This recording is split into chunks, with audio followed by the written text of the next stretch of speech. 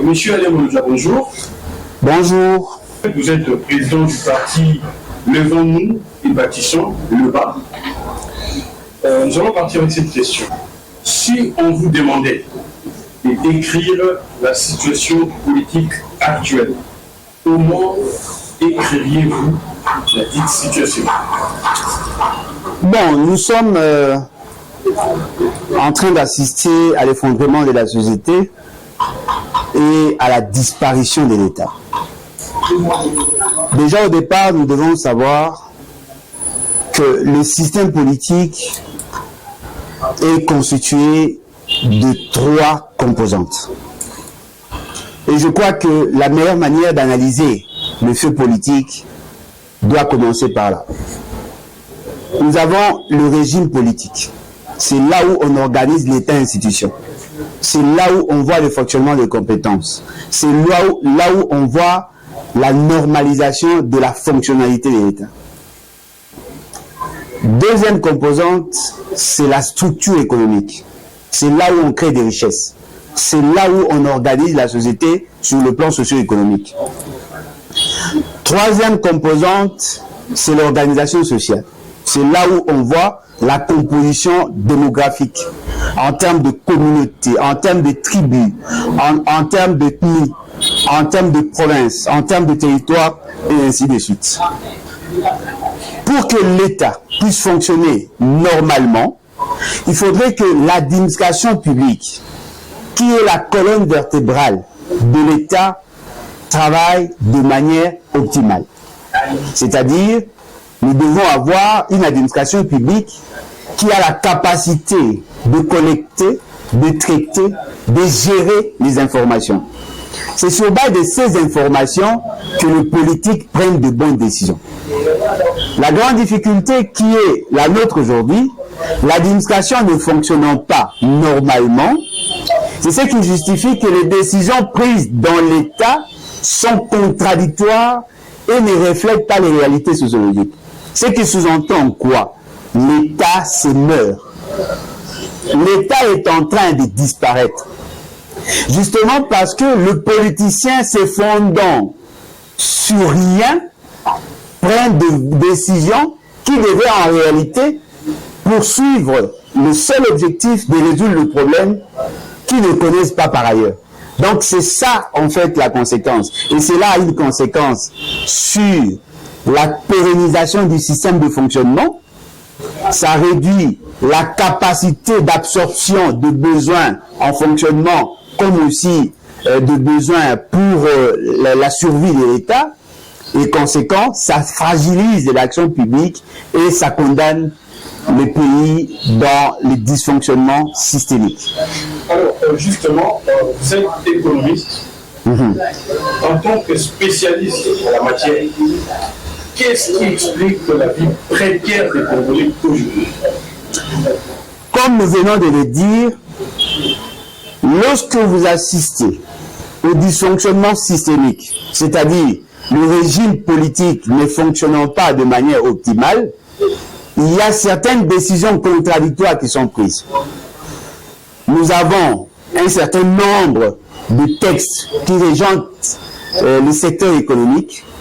Et fort malheureusement, ces textes-là ne sont pas respectés et essentiellement, ces textes-là ne répondent pas aux ambitions de grandeur du pays. Qu'est-ce que nous constatons? Le code des investissements, le code minier, le code forestier, tout ce qui va avec ne cadre pas avec la vision de grandeur qui devait être la nôtre. Voilà pourquoi vous trouvez l'État congolais ne met pas l'accent sur la création de chaînes de valeur. Parce que notre économie est basée essentiellement sur les importations et les exportations à faible capacité génératrice d'emploi, mais aussi à faible capacité de création de richesses. Je peux prendre un exemple. On peut vendre 1 kilo de coltan à entre 6 000 et 6 700 $. Ceux qui achètent notre coltan peuvent produire 1000 téléphones avec 1 kilo de coltan. lorsqu'ils vont vendre ces téléphones, eh ben, ils peuvent créer autant de millions de dollars pour une quantité de 1 kilo de la matière vendue à 6700. Ça veut dire que vous allez vous rendre compte qu'au-delà de ce qui est naturel, ils ont pu ajouter l'intelligence. Aujourd'hui, sur le marché, on vient de lancer la vente d'un téléphone. Je prends l'exemple de iPhone 16. Ça se vend à plus de 1500 dollars. Mais le matière à la base de la création, de la fabrication de ces téléphones, ça provient de chez nous. Nous vendons le brut et ajoute l'intelligence, et c'est ce qu'on appelle la valeur ajoutée. Fort malheureusement, chez nous, il y a cassure entre la vision que nous avons de l'État et ce que nous faisons. Nous n'arrivons pas à ajouter une valeur ajoutée conséquente. Comprenez la redondance, justement parce que nous n'avons pas mis l'accent sur l'intelligence économique. Nous sommes en train de subir les réalités du marché mondial. Nous n'influençons pas. Deuxième élément, les ressources qui sont captées au niveau national sont mal affectées. Ça veut dire qu'en réalité, nous devions investir nous investir pour que nous arrivions effectivement à diversifier notre économie, afin d'élargir le spectre et de permettre à l'essentiel des Congolais à être en position d'opérer leur croissance économique individuelle. Fort malheureusement, dans notre société, il y a des inégalités. Ce sont les politiciens qui s'enrichissent au détriment des autres. Or, si vous faites les calculs, vous allez vous rendre compte que le politicien représente moins de 1 sur 1000 de la population congolaise. Et ce qui est surprenant, il consomme plus de 60% des ressources nationales au détriment de tout le reste des Congolais.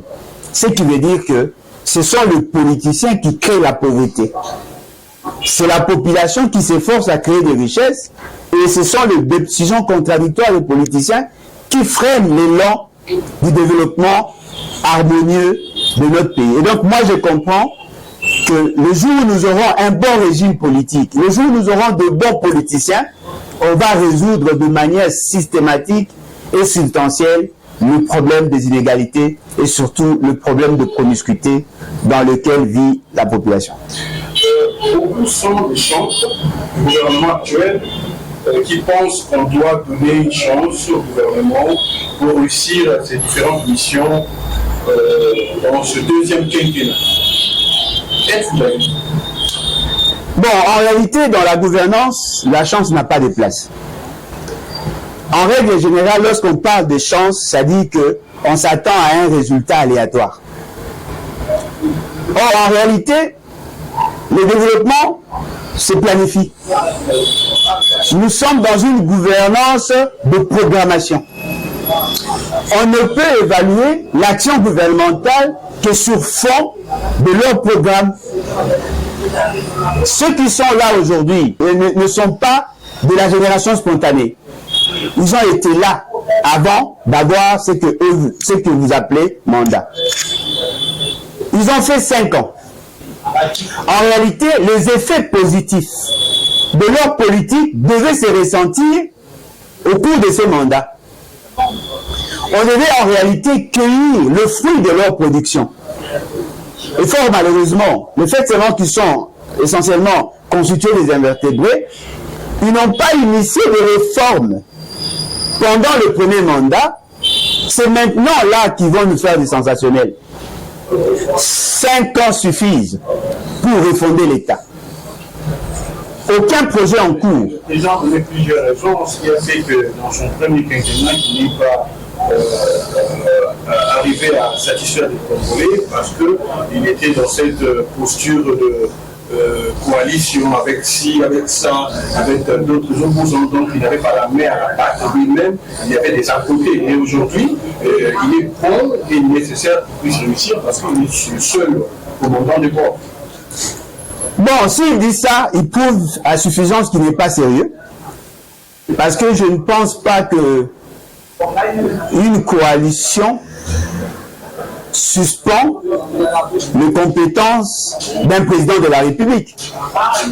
Le président de la République, en tant que garant du bon fonctionnement des institutions, il avait la plénitude du pouvoir justement pour orienter les actions. La coalition, oui, de 2019 à 2021, je dirais 2020. Mais de 2021 à 2023, apparemment, il était seul. Alors, si c'était la coalition qui était à la base, mais de 2021 à 2023, il était aussi en coalition. Aujourd'hui, là, ils sont en coalition parce qu'il n'y a pas eu une majorité qui s'est dégagée au niveau du Parlement. Il y avait une cohabitation aujourd'hui. Il n'y avait pas cohabitation, il y avait une coalition, d'autant plus qu'ils ont décidé de travailler ensemble. Kabila ayant la majorité parlementaire, ils ont fait une coalition justement pour co-gérer ensemble. Mais le problème qui ont mis en mal cette coalition, c'est le non-respect des principes édictés par la loi. C'est-à-dire que M. Félix Tshisekedi, cherchant à se victimiser, il se rend plutôt ridicule. D'autant plus qu'il avait le pouvoir d'orienter certaines actions sur pied des dispositions pertinentes de l'article 91. Le gouvernement élabore les politiques publiques en collaboration avec le président de la République. Cela sous-entend quoi? En tant que manager, il était en mission de concevoir les politiques publiques. C'était un concepteur. La grande difficulté, celui qui est appelé à être concepteur n'avait pas la capacité nécessaire ou les aptitudes de conception pour orienter les actions. Et vous allez vous rendre compte, avec ces politiques d'essai-erreur, toutes les initiatives prises par lui n'ont pas abouti, justement parce que le monsieur accusait beaucoup de faiblesses. Aujourd'hui, qu'est-ce qui a changé? Parce que cette majorité est mosaïque. Il y a des intérêts. Fort malheureusement, il y a ce que lui appelle des opposants. Mais pourquoi les choses ne marchent-elles pas? Parce que nous sommes là au mois de septembre. Nous sommes en train d'aller pratiquement à la première année, à la fin de la première année. Aucune réforme n'est en vue. Personne ne peut nous rassurer aujourd'hui qu'il y a un programme qui s'exécute. C'est-à-dire que M. Félix Tshisekedi, ne répondant pas au profil de la fonction, naturellement c'est lui qui constitue l'obstacle. Alors, tous ceux qui pensent, qui méritent la chance, doivent comprendre que nous ne sommes pas en train de parler de jets aléatoires. Il n'y a pas de chance dans la gouvernance. Il y a un problème de programmation. Dès lors qu'il n'aura pas la capacité de conception, naturellement, rien n'ira. Et je pense que le problème, ce n'est plus ce que nous vivons. Le problème, c'est lui.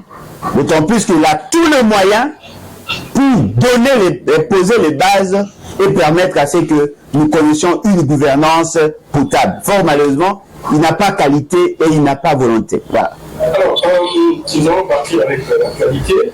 Le dimanche passé, nous avons tous assisté à une tentative d'évasion. Une tentative dans laquelle s'est soldée d'ailleurs par des viols et mort de plusieurs personnes. Pendant que le gouvernement avait fait les bilans de 129 morts, l'opposition et quelques femmes violées, l'opposition, elle, donne d'autres chiffres. Nombreux sont ceux qui posent la question, disons, est-ce que l'opposition n'est-elle pas pyromane? Bon, déjà au départ, on veut vous conditionner à réfléchir comme eux. Tentative d'évasion ou évasion. Mais s'il y avait juste une manifestation de ras-le-bol ou de revendication, c'est possible. Parce que ne donnez pas l'impression que les Congolais n'ont pas droit de réfléchir autrement que ce qui est présenté par le gouvernement. Et je tiens déjà à vous rappeler que ce gouvernement se fonde essentiellement sur le principe du mensonge. Ils sont menteurs par essence. Le premier membre du gouvernement a parlé de deux. Et on vous dit, non, voilà, les enquêtes étaient en cours. Non. On a trouvé des corps qui jonchaient la prison sans vie avant même que le ministre n'arrive, le vice-ministre en charge de la justice. C'est-à-dire qu'en ouvrant juste le porte, il allait se rendre compte qu'il y avait des corps sans vie. Ce n'est pas qu'il y a eu accident et qu'il n'aurait pas l'information. Non, le corps jonché. Ce qui fait que le matin, lorsque on voulait récupérer le corps, on les a trouvés dans la cour de la prison. Et donc, naturellement, le nombre de 2 avancés n'était qu'une volonté manifeste de mentir. Celui qui amène le 129 ne nous a pas donné les statistiques. Parce qu'on suppose que tout le monde a une idée sur le nombre de détenus en prison. Qui nous donne d'abord le nombre de détenus en prison avant la manifestation, le nombre de détenus en prison pendant, après la manifestation, le nombre de ceux qui sont pris en charge par les centres de santé, et en ce moment-là, on va dégager le gap. Parce que avant les manifestations, on nous parlait de 15 à 16 000. Après manifestation, on nous parle de 13 000 et de poussière.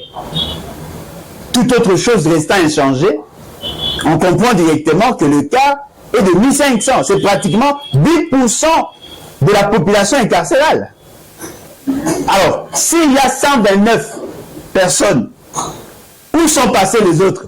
Parce qu'on ne parle pas de l'évasion, mais tentative d'évasion. C'est-à-dire que personne n'a fui la prison. Ce sont là les exigences de l'analyse statistique.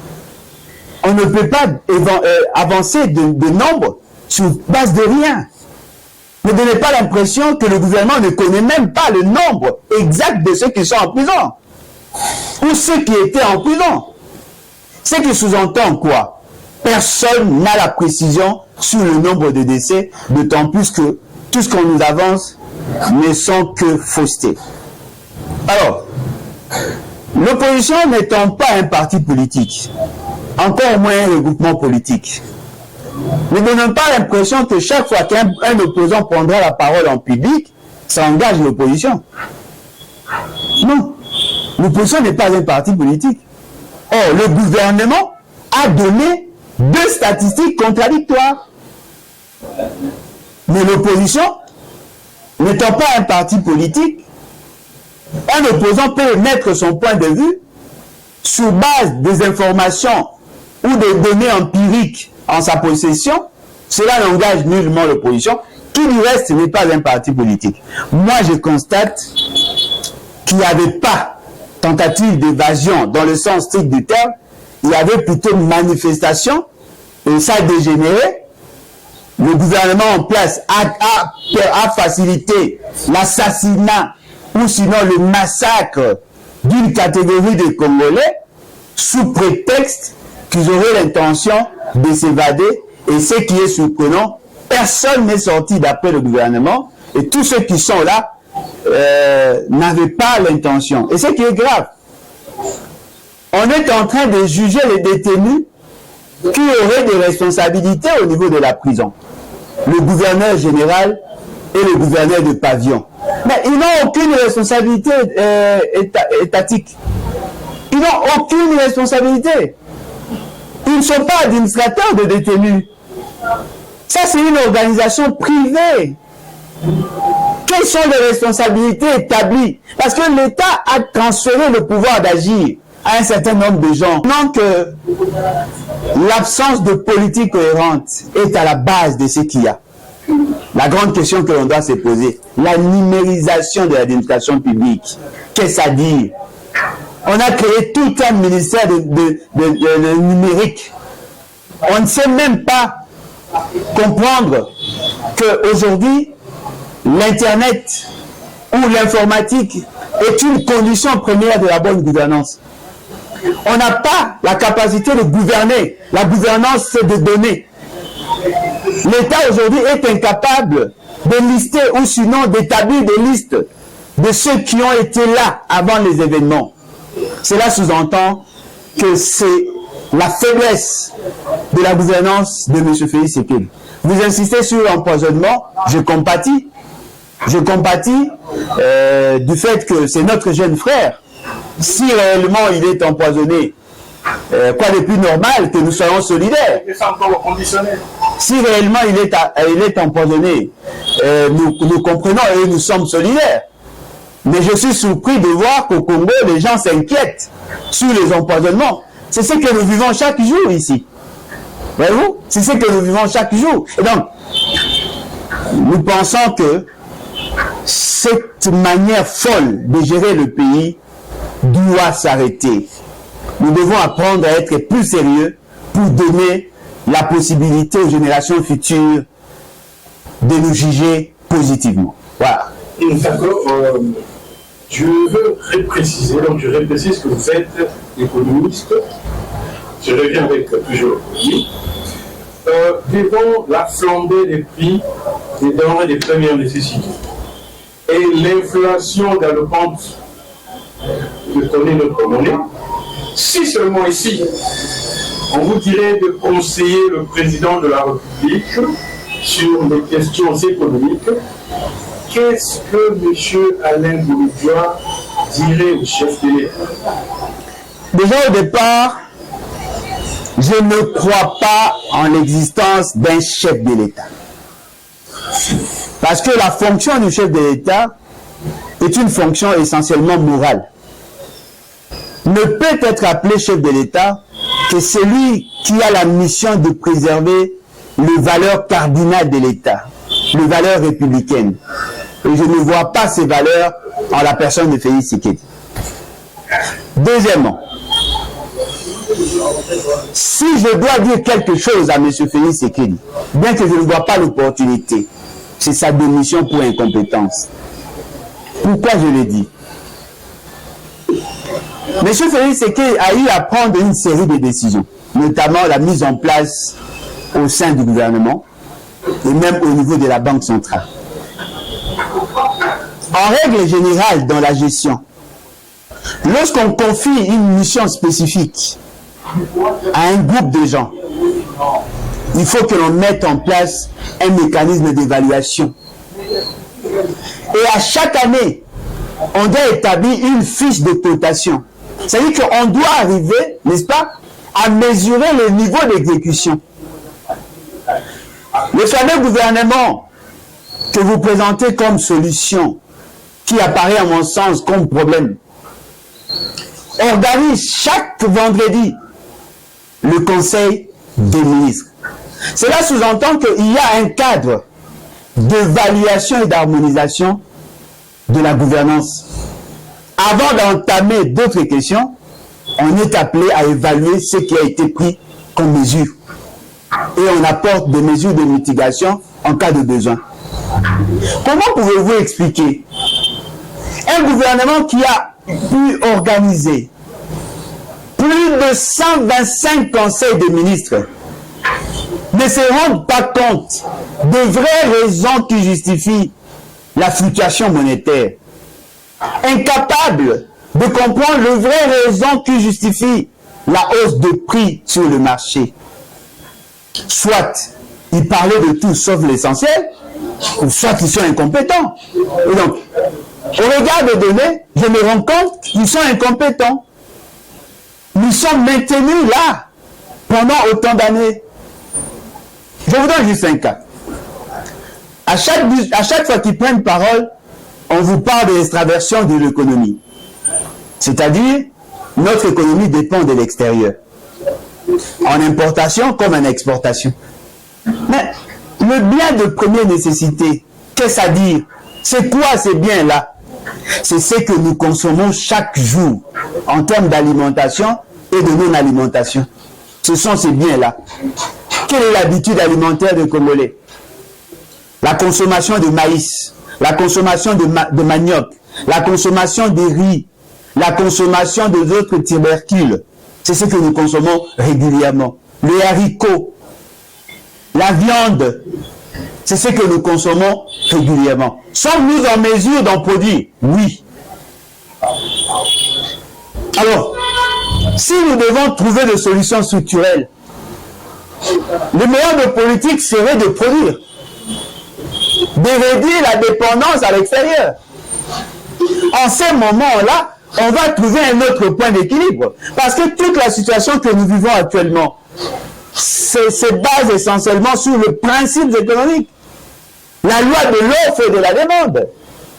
Si nous pouvons inonder le marché par la production, naturellement les prix vont baisser. Si nous ne sommes pas en mesure de concurrencer le produit extérieur, c'est justement parce qu'il n'y a pas de politique d'accompagnement des producteurs. On peut accorder des subventions, on peut financer, nous-mêmes, l'État peut financer certains projets de production, on peut accompagner techniquement le producteur, on peut faciliter ou réduire la pression fiscale. Il y a autant d'instruments conjoncturels qui pourraient éventuellement nous aider à atteindre cet objectif. La grande question que l'on doit tous se poser, depuis que M. Félix Séké est arrivé au pouvoir, quelle est la politique agricole mise sur pied par M. Félix Séké? Quelles sont les spéculations ciblées par l'économie congolaise actuelle? Quels sont les sites d'exploitation ciblés? Quelle est la spécification de province? Qu'attendons-nous de nos producteurs? Qu'apportons-nous à nos producteurs? Quelle est la taille du marché? Quelle est la capacité d'absorption de notre production? Quelle est la demande extérieure? Parce que on peut changer la structure économique. Ma condition de prendre des politiques cohérentes. Vous allez vous rendre compte comme moi. M. Félix Séké est en train de vendre du vent. Il n'a aucune politique agricole. Et pourtant, c'est l'agriculture qui donne l'essentiel de ce que recherche le marché. D'après Madame Denise, pour qui nous avons beaucoup de respect, sa femme, il a dit, M. Félix Séké aime manger le nsakamadesu, le foufou et la viande.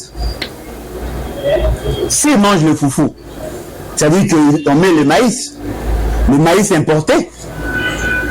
Lui, il a la capacité d'en acheter. A-t-il une idée sur la demande en maïs dans ces pays?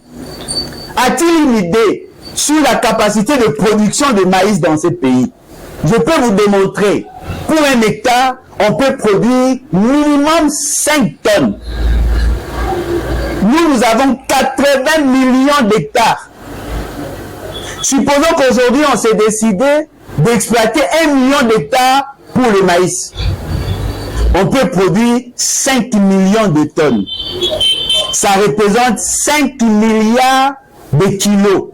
Ça nous fait 200 000 sacs de 25 kilos.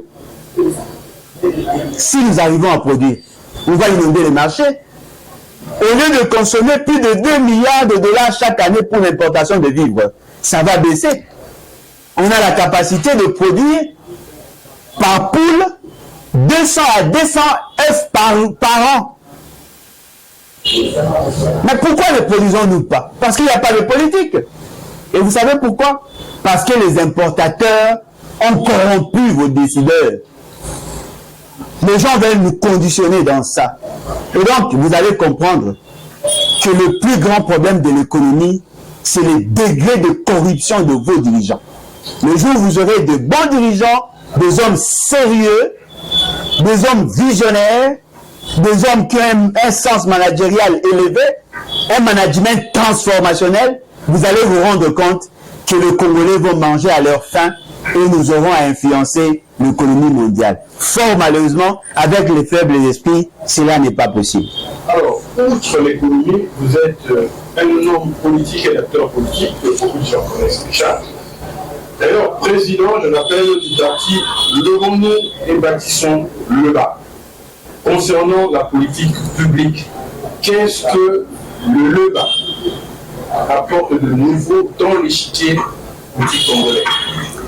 La refondation de l'État passera inéluctablement par le redressement de l'administration publique.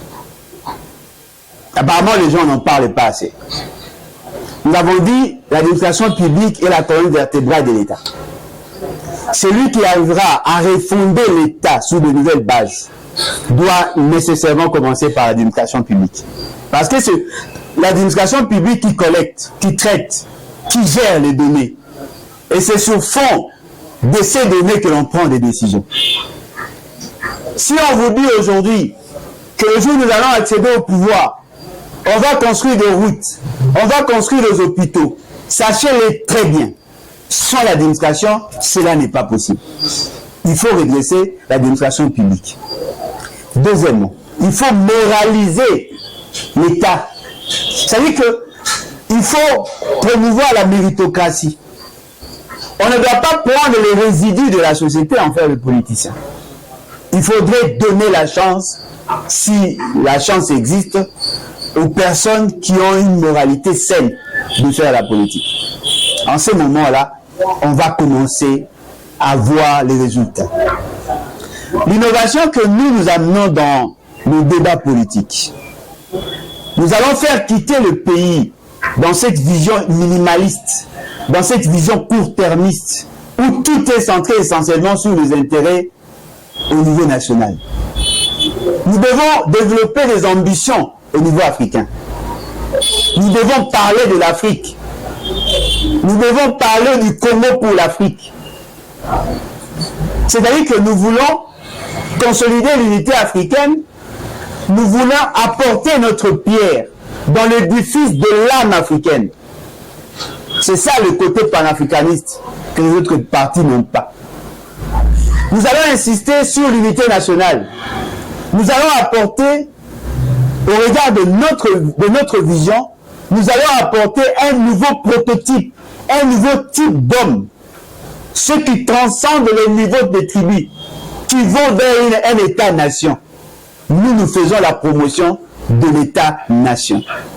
Nous allons arriver à rationaliser, n'est-ce pas, la gestion de nos ressources pour préserver et protéger les intérêts des générations futures. Apparemment, c'est ce que nous ne voyons pas dans l'essentiel des partis politiques. Nous allons développer le génie congolais, permettre à ce qu'il y ait innovation en termes de projets individuels et de projets collectifs. Ce sont là l'essentiel ou la base de notre philosophie qui est une philosophie progressiste. Alors, certainement, dernière question rapidement. Depuis l'avènement du régime du président Félix Tshisekedi, quelles sont les améliorations que vous avez constatées, vous personnellement? Dernière question. Bon, quelles sont les innovations ou les changements constatés? L'enrichissement de la famille Tshisekedi. Je pense que ça c'est visible, c'est indéniable. Tout le monde le voit, tout le monde le constate. Je me souviens encore, on avait posé la question à un politicien de l'UDPS. Mais comment vivez-vous? Moi, je vis grâce au salaire de ma femme. Aujourd'hui, 1 million, c'est rien. Ça veut dire que c'est palpable. C'est palpable. Tout le monde voit qu'il y a une famille qui s'est enrichie et de manière insolente. Ça, c'est palpable. C'est indéniable. Personne ne peut contester. Tout le monde voit qu'il y a une famille qui s'est enrichie. Et ce qui est grave, de manière insolente. Et donc, vous comprenez que, au lieu de construire l'État, l'État a construit la famille Tshisekedi. L'État a construit Félix Tshisekedi. Je le prends comme une maison où chaque brique a servi à ériger le mur, où l'architecte a mis l'accent sur lui. On a construit Félix Tshisekedi. On a construit la famille Tshisekedi. Aujourd'hui, ils sont classés parmi les familles riches. Et pourtant, quelques années après, il fallait cotiser pour avoir 100 000 $. Quelques années avant. Quelques années avant. C'est-à-dire que vous constatez avec moi que l'État s'est investi pendant 6 ans pour construire la famille Tshisekedi et le hisser parmi les familles riches du pays. Il y a quand même des familles où le père était ministre plusieurs fois quand même. Non, mais cette analyse semble prendre de sens justement parce que les gens confondent être ministre et être riche. Pouvez-vous me classer dans l'échelle de 10 ou même de 1000? Tu sais qu'il était parmi les 1000 premiers riches de ce pays?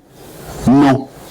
Pouvez-vous me citer un seul bâtiment, un seul immeuble construit par Etienne Tshisekedi? Non. Pouvez-vous me citer une seule maison achetée par Etienne Tshisekedi pendant qu'il était ministre? Non. Tout ce qu'il a eu, c'est dans l'État. Ne dites pas que tous les ministres ont géré les milliards. Il était ministre pendant combien de temps? Il a investi où? La seule chose que moi je connais, il y avait une entreprise qui avait demandé aux Congolais de donner l'argent pour qu'on leur construise des maisons. C'est la compagnie Mara Nalai. La seule compagnie que je connais appartenant à la famille Tshisekedi. Mara Nalai. Citez-moi, donnez-moi une seule photo d'une maison construite par cette compagnie. Il n'y en a pas. Ça veut dire que Etienne Tshisekedi n'a jamais été riche. Il était président d'un parti, il vivait de cotisations et de contributions de membres. La maison de l'Imité appartenait à la compagnie LAC. La maison sur le boulevard appartenait à ENDA, École nationale d'administration et de droit. De droit et d'administration, ENDA. Tshisekedi n'a jamais été riche. Mais il avait le moyen de survivre. Aujourd'hui, je vous parle de l'enrichissement insolent. C'est différent. C'est différent. Vous risquez de dire un jour que non, voilà, je prends qui? Eliezer était riche. Non, il n'a jamais été riche. Aujourd'hui, il a les moyens de vivre, mais il s'enrichit grâce à la politique. Et donc, naturellement, comprenez que si Etienne Tshisekedi était riche, on allait mesurer son niveau de richesse par rapport à ses avoirs. Aucun de ses avoirs n'a été acheté de manière normale. Aucun. Et il n'a rien laissé en termes d'héritage. Voilà. Monsieur Alain Bouloudjoua, je vous remercie. C'est à moi de vous remercier.